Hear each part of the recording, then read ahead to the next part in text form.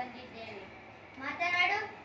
ಕನ್ನಡದ ಅತ್ಯಂತ ಸ್ವತಂತ್ರ ಮನೋಧರ್ಮದ ಪ್ರಯೋಗಶೀಲನಾದ ವೀರಶೈವ ಕವಿ ಹರಿಶ್ಚಂದ್ರ ಕಾವ್ಯ ಎಂಬ ಕಾವ್ಯದ ಕರ್ತು. ಈತನ ಜೀವನ ಹಾಗೂ ಕೃತಿಗಳು ಇವನ ಅನಂತರದ ಕೆಲವು ಕವಿಗಳಿಗೆ ಕುತೂಹಲದ ಗೌರವದ ವಿಷಯಗಳಾಗಿದ್ದವು. ಇವನ ಜೀವನ ಸಂಗತಿಗಳು ತಕ್ಕ ಮಟ್ಟಿಗೆ ಚನ್ನಬಸವ ಪುರಾಣದಲ್ಲಿ, ಗುರುರಾಜ ಚಾರಿತ್ರದಲ್ಲಿ, ಭೈರವೇಶ್ವರ ಕಾವ್ಯ, ಕಥಾಮಣಿ, ಸೂತ್ರ ರತ್ನಾಕರದಲ್ಲಿ, ಪದ್ಮರಾಜ ಪುರಾಣದಲ್ಲಿ ಹರಡಿಕೊಂಡಿವೆ. ಎಲ್ಲಕ್ಕೂ ಮಿಗಿಲಾಗಿ ರಾಘವಾಂಕನ ಕವಿಕಾವ್ಯ ಜೀವನವನ್ನೇ ವಸ್ತುವನ್ನಾಗಿ ಮಾಡಿಕೊಂಡು ಸಿದ್ದನಂಜೇಶ್ವರನ ರಾಘವಾಂಕ ಚರಿತ್ರ ಒಂದು ವಿಶೇಷ ರೀತಿಯ ಕೃತಿಯಾಗಿದೆ. ನೀನು ಚೆನ್ನಾಗಿ ಓದುತ್ತೀಯ, ಧನ್ಯವಾದಗಳು. ನಂದಿತಾ, ನೀನು ಯಾವ ಕವಿಯ ಬಗ್ಗೆ ಮಾತನಾಡಲು ಬಂದಿದ್ದೀಯ? ಪಾರ್ಥ, ನಾನು ದಾರಾಬೇಂದ್ರೆ ಅವರ ಬಗ್ಗೆ ಮಾತನಾಡಲು ಬಂದಿದ್ದೇನೆ. ಕವಿ ದಾರಾಬೇಂದ್ರೆಯೇ, ಮಾತನಾಡು. ದತ್ತಾತ್ರೇಯ ರಾಮಚಂದ್ರ ಬೇಂದ್ರೆ ಅವರು 1896 ಜನವರಿ 31ರಂದು ಧಾರವಾಡ ಮರಾಠಿ ಮಾತೃಭಾಷೆ ಕುಟುಂಬದಲ್ಲಿ ಜನಿಸಿದರು. ಅವರು 1913ರಲ್ಲಿ ಪ್ರೌಢ ಶಿಕ್ಷಣವನ್ನು ಮುಗಿಸಿ ಹೆಚ್ಚಿನ ವಿದ್ಯಾಭ್ಯಾಸಕ್ಕಾಗಿ ಪುಣೆಯ ಫರ್ಗ್ಯೂಸನ್ ಕಾಲೇಜಿಗೆ ಸೇರಿದರು.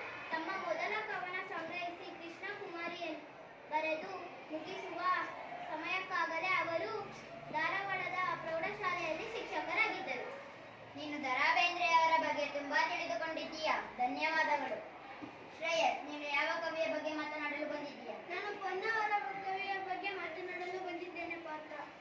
ಕನ್ನಡದ ಮಹಾಕವಿಗಳಲ್ಲಿ ಪೊನ್ನನು ಒಬ್ಬನಾಗಿದ್ದಾನೆ. ಈತ ಕ್ರಿಸ್ತ ಸುಮಾರು 950ರಲ್ಲಿದ್ದನು.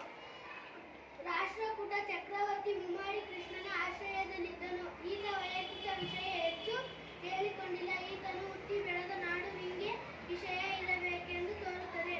ಇಂದ್ರಮುನಿ ಮತ್ತು ಜನಿಚಂದ್ರ ತಾನು ಗುರುಗಳೆಂದು ಕಾವ್ಯದಲ್ಲಿ ಹೇಳಿಕೊಂಡಿದ್ದಾನೆ. ನೀನು ಪೊನ್ನವರ ಬಗ್ಗೆ ಚೆನ್ನಾಗಿ ತಿಳಿದುಕೊಂಡಿದ್ದೀಯಾ, ಧನ್ಯವಾದಗಳು. ಪೂಜಾ, ನೀನು ಯಾವ ಕವಿಯ ಬಗ್ಗೆ ಮಾತನಾಡಲು ಬಂದಿದ್ದೀಯಾ? ಪಾರ್ಥ, ನಾನು ಭಕ್ತಿ ಕವಿ ಹರಿಹರ ಬಗ್ಗೆ ಮಾತನಾಡಲು ಬಂದಿದ್ದೇನೆ. ಹರಿಹರ ಬಗ್ಗೆ ಮಾತನಾಡು. ತುಂಗಭದ್ರಾ ನದಿ ತೀರದ ರಮ್ಯ ಪ್ರದೇಶದ ಹಂಪೆಯಲ್ಲಿ ಒಬ್ಬ ಅಸಾಮಾನ್ಯ ಭಕ್ತನಿದ್ದ. ಉಷಮ ಕಾಲಕ್ಕೆ ಮುಂಚೆ ಎದ್ದು ಹೂಗಳನ್ನು ಬಿಡಿಸಿ ತರುವುದು ಹಂಪೆಯ ವಿರೂಪಾಕ್ಷನಿಗೆ ಅಲಂಕಾರ ಮಾಡಿ ಅವನನ್ನು ಭಕ್ತಿಯಿಂದ ಪೂಜಿಸುವುದು, ಅವನ ಗುಣಗಾನ ಮಾಡುವುದು, ಭಕ್ತಿ ಪರಶಿವನಾಗಿ ಆಡುವುದು, ಕುಣಿಯುವುದು ಅವನ ಅಭ್ಯಾಸ. ನೀನು ಹರಿಹರ ಬಗ್ಗೆ ತುಂಬಾ ತಿಳಿದುಕೊಂಡಿದ್ದೀಯಾ, ಧನ್ಯವಾದಗಳು. ಗಗನ, ನೀನು ಯಾವ ಕವಿಯ ಬಗ್ಗೆ ಮಾತನಾಡಲು ಬಂದಿದ್ದೀಯಾ? ಪಾರ್ಥ, ನಾನು ಕವಿ ಸರ್ವಜ್ಞನ ಬಗ್ಗೆ ಮಾತನಾಡಲು ಬಂದಿದ್ದೇನೆ. ಸರ್ವಜ್ಞನವರೇ, ಮಾತನಾಡು. ತಮಿಳುನಾಡಿನ ತಿರುವಲ್ಲೂರ್ ತೆಲುಗಿನ ವೇಮನರಿಗೆ ಸರಿಸಾಟಿಯಾದ ಕನ್ನಡ ಕವಿ ಸರ್ವಜ್ಞ. ಆತನ ಕುಟುಂಬ ಮತ್ತು ಹಿನ್ನೆಲೆಯ ಕುರಿತು ಸೂಕ್ತ ಮಾಹಿತಿ ಲಭ್ಯವಿಲ್ಲ.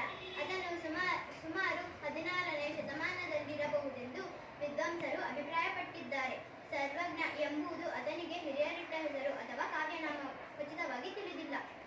ಸರ್ವಜ್ಞನವರ ಬಗ್ಗೆ ನೀನು ಚೆನ್ನಾಗಿ ತಿಳಿದುಕೊಂಡಿದ್ದೀಯಾ, ಧನ್ಯವಾದಗಳು. ಧನ್ವಿ, ನೀನು ಯಾವ ಕವಿಯ ಬಗ್ಗೆ ಮಾತನಾಡಲು ಬಂದಿದ್ದೀಯಾ?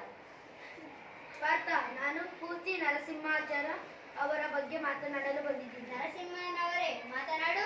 ಪೂತಿ 17 ಮಾರ್ಚ್ 1905, 23 ಅಕ್ಟೋಬರ್ 1998 ಕನ್ನಡದ ಖ್ಯಾತ ವಿದ್ವಾಂಸರು ಮತ್ತು ಸಾಹಿತಿ. ಅವರದು ಕನ್ನಡ ಸಾಹಿತ್ಯದಲ್ಲಿ ಬಹು ದೊಡ್ಡ ಹೆಸರು. ಜೀವನ ಹಾಗೂ ಸಾಹಿತ್ಯದಲ್ಲಿ ತುಂಬಲವನ್ನು ಆರಿಸಿದ ಬದುಕು ಭಗವಂತನ ಕೃಪೆಯಿಂದ ಅದುದು ಎಂದು ಭಾವಿಸಿದ ಕವಿ. ನವೋದಯ ಸಾಹಿತ್ಯದ ಮೊದಲ ತಲೆಮಾರು ಕಂಡ ಹಲವು ಹಿರಿಯ ಸಾಹಿತಿಗಳ ಸಾಲಿಗೆ ಸೇರಿದ ಹಿರಿದಾದ ಚೇತನ ಬಿ.ಎಂ. ಶ್ರೀ ಬೇಂದ್ರೆ, ಕುವೆಂಪು, ಕೆ.ಎಸ್. ನರಸಿಂಹಸ್ವಾಮಿಯವರಂತಹ ಹಿರಿಯ ಕವಿಗಳ ಗುಂಪಿನಲ್ಲಿ ಇದ್ದವರು. ನೀನು ಇವರ ಬಗ್ಗೆ ಚೆನ್ನಾಗಿ ತಿಳಿದುಕೊಂಡಿದ್ದೀಯಾ, ಧನ್ಯವಾದಗಳು. ರೇಣುಕಾ, ನೀನು ಯಾವ ಕವಿಯ ಬಗ್ಗೆ ಮಾತನಾಡಲು ಬಂದಿದ್ದೀಯಾ? ಪಾರ್ಥ, ನಾನು ಡಿ.ವಿ. ಗುಂಡಪ್ಪನವರ ಬಗ್ಗೆ ಮಾತನಾಡಲು ಬಂದಿದ್ದೇನೆ. ಡಿ.ವಿ. ಗುಂಡಪ್ಪನವರೇ, ಮಾತನಾಡು. ದೇವನಹಳ್ಳಿ ವೆಂಕಟರಮಣಪ್ಪ ಗುಂಡಪ್ಪ ಮಾರ್ಚ್ 17, 1882, ಅಕ್ಟೋಬರ್ 7, 1975 ಕರ್ನಾಟಕದ ಪ್ರಸಿದ್ಧ ಸಾಹಿತಿಗಳು, ಪತ್ರಕರ್ತರು. ಮಂಕುತಿಮ್ಮನ ಕಗ್ಗ ಇವರು ಸರ್ವಶ್ರೇಷ್ಠ ಕೃತಿ. ಹಲವು ಕ್ಷೇತ್ರಗಳಲ್ಲಿ ಸೇವೆ ಸಲ್ಲಿಸಿದ ಇವರು ಆಧುನಿಕ ಸರ್ವಜ್ಞ ಎಂದು ಪ್ರಸಿದ್ಧರಾದವರು. ಡಿ.ವಿ. ಜಿ.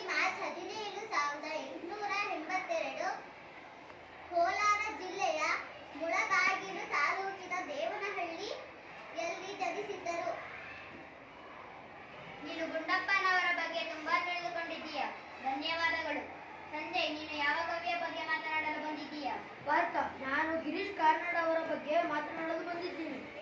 ಗಿರೀಶ್ ಕಾರ್ನಾಡ್, ಮಾತನಾಡು. ಗಿರೀಶ್ ಕಾರ್ನಾಡ್ ಮಹಾರಾಷ್ಟ್ರದಲ್ಲಿ 19 ಮೇ 1938ರಲ್ಲಿ ಜನಿಸಿದರು. ತಂದೆ ಡಾಕ್ಟರ್ ರಘುನಾಥ್ ಕಾರ್ನಾಡ್, ತಾಯಿ ಕೃಷ್ಣಬಾಯಿ ಕಾರ್ನಾಡರು. ಧಾರವಾಡ, ಮುಂಬೈಗಳಲ್ಲಿ ಕಾಲೇಜ್ ಶಿಕ್ಷಣ ಮುಗಿಸಿ ಆಕ್ಸ್ಫರ್ಡ್ ವಿವಿಯಿಂದ MA ಪದವಿ ಪಡೆದರು. ಕಾರ್ನಾಡರ ಮೊದಲ ಕೃತಿ ಯಯಾತಿ ನಾಟಕ 1961. ಇದುವರೆಗೂ ಕಾರ್ನಾಡರು 9 ನಾಟಕಗಳನ್ನು ಬರೆದಿದ್ದಾರೆ. ನೀನು ಗಿರೀಶ್ ಕಾರ್ನಾಡ್ ಅವರ ಬಗ್ಗೆ ತುಂಬಾ ತಿಳಿದುಕೊಂಡಿದ್ದೀಯಾ, ಧನ್ಯವಾದಗಳು. ಶ್ರೇಯಾ, ನೀನು ಯಾವ ಕವಿಯ ಬಗ್ಗೆ ಮಾತನಾಡಲು ಬಂದಿದ್ದೀಯಾ? ಪಾಠ, ನಾನು ಅತ್ತಿಮಬ್ಬೆ ಅವರ ಬಗ್ಗೆ ಮಾತನಾಡಲು ಬಂದಿದ್ದೇನೆ. ಅತ್ತಿಮಬ್ಬೆನವರೇ, ಮಾತನಾಡು. ಪ್ರಾಚೀನ ಕರ್ನಾಟಕದ ಸ್ತ್ರೀಯರಲ್ಲಿ ಅಗ್ರಗಣ್ಯರು. ಕಾಲ ಕ್ರಿಸ್ತಶಕ 10ನೇ ಶತಮಾನದ ಉತ್ತರಾರ್ಧ ಮತ್ತು 11ನೇ ಶತಮಾನದ ಪೂರ್ವಾರ್ಧ. ಅಂದರೆ ಅವಳು ಚಾಳುಕ್ಯ ಚಕ್ರವರ್ತಿ ಅಹವ ಮಲ್ಲ ತೈಲಪ 973 997. ಅವನ ಮಗ ಇರಿವ ಬೆಡಂಗ ಸತ್ಯಾಶ್ರಯ 997 1008 ಕಾಲದಲ್ಲಿದ್ದಳು. ನೀನು ಅತ್ತಿಮಬ್ಬೆಯವರ ಬಗ್ಗೆ ತುಂಬಾ ತಿಳಿದುಕೊಂಡಿದ್ದೀಯಾ, ಧನ್ಯವಾದಗಳು. ನಿಸರ್ಗ, ನೀನು ಯಾವ ಕವಿಯ ಬಗ್ಗೆ ಮಾತನಾಡಲು ಬಂದಿದ್ದೀಯಾ? ಪಾರ್ಥ, ನಾನು ರತ್ನಕಾರವಾಣಿ ಅವರ ಬಗ್ಗೆ ಮಾತನಾಡಲು ಬಂದಿದ್ದೇನೆ. ರತ್ನಾಕಾರ್ಯನ್ ಅವರೇ, ಮಾತನಾಡು. 16ನೇ ಶತಮಾನದ ಜೈನ ಕವಿ. ಕನ್ನಡದ ಕವಿಗಳಲ್ಲಿ ತ್ರಿಲೋಕ ಶತಕ, ಅಪರಾಜಿತೇಶ್ವರ ಶತಕ ಎಂಬ ಗ್ರಂಥಗಳ ಇವನಿಗೆ ರತ್ನಕಾರಣ್ಣ, ರತ್ನಕಾರ ಸಿದ್ಧ ಎಂಬ ಹೆಸರುಗಳು ಇದ್ದು, ತನಗೆ ರತ್ನಕಾರ ಸಿದ್ಧ ಎಂಬ ಹೆಸರುಗಳು ಅತ್ಯಂತ ಮೆಚ್ಚುಗೆಯಾಗಿತ್ತು.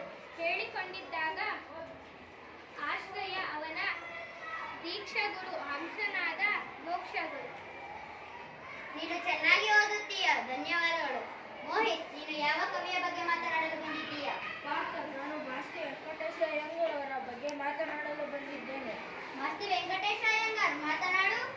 ಕನ್ನಡದ ಅತಿ ಸಣ್ಣ ಕಥೆಗಳ ಜನಕ ಎಂದು ಪ್ರಖ್ಯಾತರಾದ ಮಾಸ್ತಿ ವೆಂಕಟೇಶ ಅಯ್ಯಂಗಾರ್ 1891 ಜೂನ್ 6ರಂದು ಕೋಲಾರ ಜಿಲ್ಲೆಯ ಮಾಸ್ತಿಯಲ್ಲಿ ಜನಿಸಿದರು. ತಂದೆ ರಾಮಸ್ವಾಮಿ ಅಯ್ಯಂಗಾರ್, ತಾಯಿ ತಿರುಮಲಮ್ಮ. ಬಡ ಕುಟುಂಬದಿಂದ ಬಂದವರು. ಪ್ರತಿಭಾಶಾಸ್ತ್ರದಿಂದ ಅವರ ಶಿಕ್ಷಣ ಮುಂದುವರೆಯಿತು.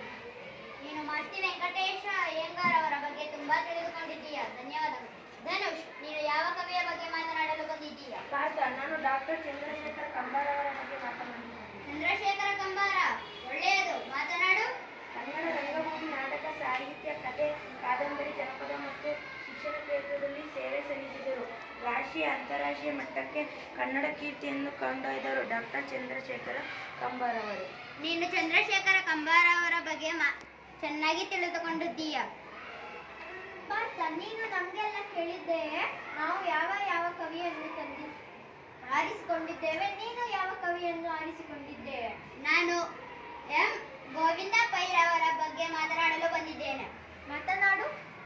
1949ರಲ್ಲಿ ಅಂದಿನ ಮದ್ರಾಸ್ ಸರ್ಕಾರದಿಂದ ರಾಷ್ಟ್ರಕವಿ ಎಂದು ಸನ್ಮಾನಿಸಲ್ಪಟ್ಟ ಮಂಜೇಶ್ವರಿ ಗೋವಿಂದ ಪೈರ್ ಅವರು 23/3/1883ರಂದು ಜನಿಸಿದರು. ಅವರ ತಂದೆ ತಿಮ್ಮಪ್ಪ ಪೈ, ತಾಯಿ ಜಾನಕಿ ಪೈ. ಶ್ರೀಮಂತ ಮನೆತನ. ಮಂಗಳೂರಿನಲ್ಲಿ ಪದವಿ ಪೂರ್ವ ಶಿಕ್ಷಣ ಪಡೆದ ಗೋವಿಂದ ಪೈರ್ ಅವರು ಮದ್ರಾಸಿನ ಕ್ರಿಶ್ಚಿಯನ್ ಕಾಲೇಜನ್ನು ಸೇರಿದರು. ತಂದೆಯವರ ನಿಧನದಿಂದ ಅವರಿಗೆ ಓದನ್ನು ಪೂರ್ಣಗೊಳಿಸಲು ಸಾಧ್ಯವಾಗದೆ ಹೋಯಿತು. ತಮ್ಮ ತಾಯಿಯ ತವರಾದ ಮಂಜೇಶ್ವರದಲ್ಲಿ ನೆಲೆಸಿ ಆಸ್ತಿಪಾಸ್ತಿಗಳನ್ನು ನಿರ್ವಹಿಸುತ್ತಾ ತಮ್ಮೊಂದಿಗೆ ಊರನ್ನು ಕೀರ್ತವಂತಗೊಳಿಸಿದರು. ಧನ್ಯವಾದ ಪಾರ್ಥ, ನೀನು ಚೆನ್ನಾಗಿ ತಿಳಿದುಕೊಂಡಿದ್ದೀಯಾ. ಎಲ್ಲರಿಗೂ ಧನ್ಯವಾದಗಳು. ನಾನು ಇಷ್ಟು